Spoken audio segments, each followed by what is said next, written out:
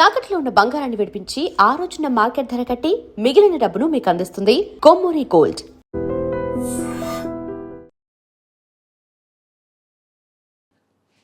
ఐడ్రీమ్ ప్రేక్షకులకు నమస్కారం.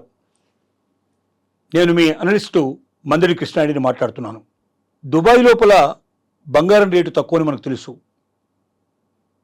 దుబాయ్లో బంగారం ఏం ప్రొడ్యూస్ కాదు, కానీ ప్రపంచంలోని అన్ని దేశాల నుంచి దుబాయ్కి బంగారం వస్తుంది. అక్కడ ట్యాక్సెస్ తక్కువ కాబట్టి అక్కడ వివిధ దేశాల నుంచి వచ్చేటువంటి వారు ఆభరణాలు కొనుక్కుపోవడం సిద్ధపడతారు. కాబట్టి దుబాయ్లో ఆభరణాలు బాగా అమ్ముడవుతాయి.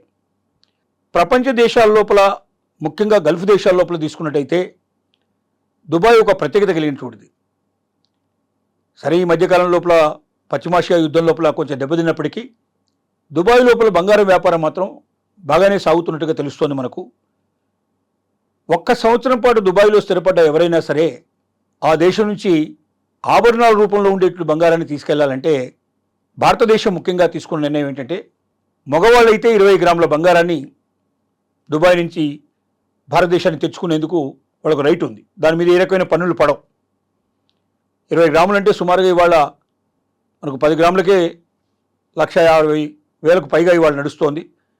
అంటే దాదాపుగా 30 లక్షల వరకు 20 గ్రాములు అంటే దాదాపుగా 2-3 లక్షల వరకు తెచ్చుకోవడానికి పాసిబిలిటీ ఏర్పడుతుంది.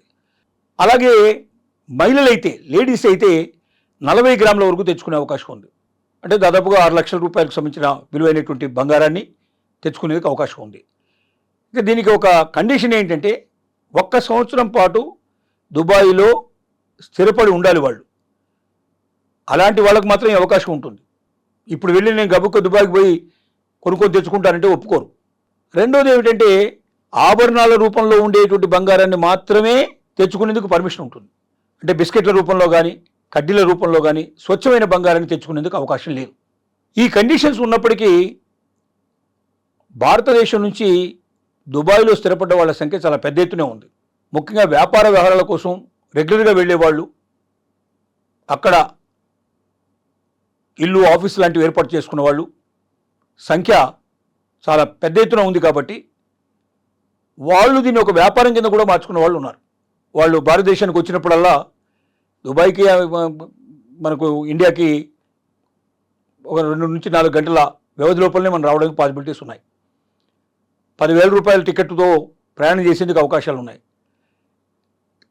కాబట్టి ఇక్కడ ఇక్కడికి రేట్లో చాలా డిఫరెన్స్ ఉంటుంది. కాబట్టి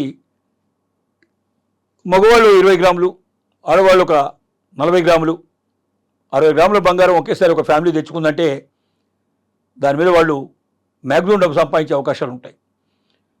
కాబట్టి దీన్ని ఒక బిజినెస్గా కూడా వాడుకుంటున్న వాళ్ళు ఉన్నారు, సొంతానికి తెచ్చుకుంటున్న వాళ్ళు ఉన్నారు. ఇవాళ బంగారం రేటు పెరుగుతుంది, భవిష్యత్తులో ఇంకా బాగా పెరుగుతుంది. ఈ యుద్ధం కాస్త చల్లబడిపోయి యుద్ధం పూర్తిగా ముగిసిపోయినట్టయితే బంగారం పరుగులు తీసే అవకాశం ఉంది. ఖచ్చితంగా ఈ సంవత్సరం లోపల 3 లక్షలు దాటిపోతుంది. అలాగే వెండి 5 లక్షలు దాటిపోయే అవకాశం ఉందనేది ఇవాళ మనకు తెలుస్తున్న విషయం, నిపుణులు చెప్తున్నటువంటి విషయం.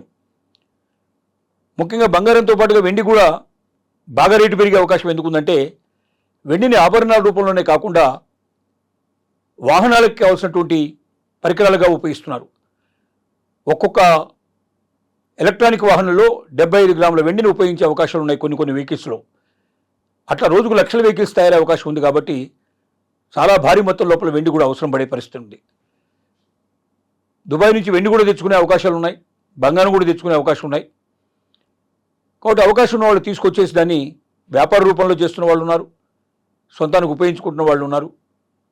ఈ రకంగా ప్రస్తుతానికి బంగారం దిగుమతి చేసుకోవడం అనేది ప్రభుత్వాన్ని అనేక రకాల దాని మీద నిబద్ధత పెట్టింది కాబట్టి, నిషేధం విధించింది కాబట్టి, కొన్ని కండిషన్స్ పెట్టింది కాబట్టి, ఇతర దేశాల నుంచి బంగారు దిగుమతులు ఎప్పుడైతే కండిషన్స్ పెట్టబడ్డాయో దుబాయ్ నుంచి ఎక్కువగా ఈ రూపంలో బంగారం వస్తున్నట్టుగా తెలుస్తోంది.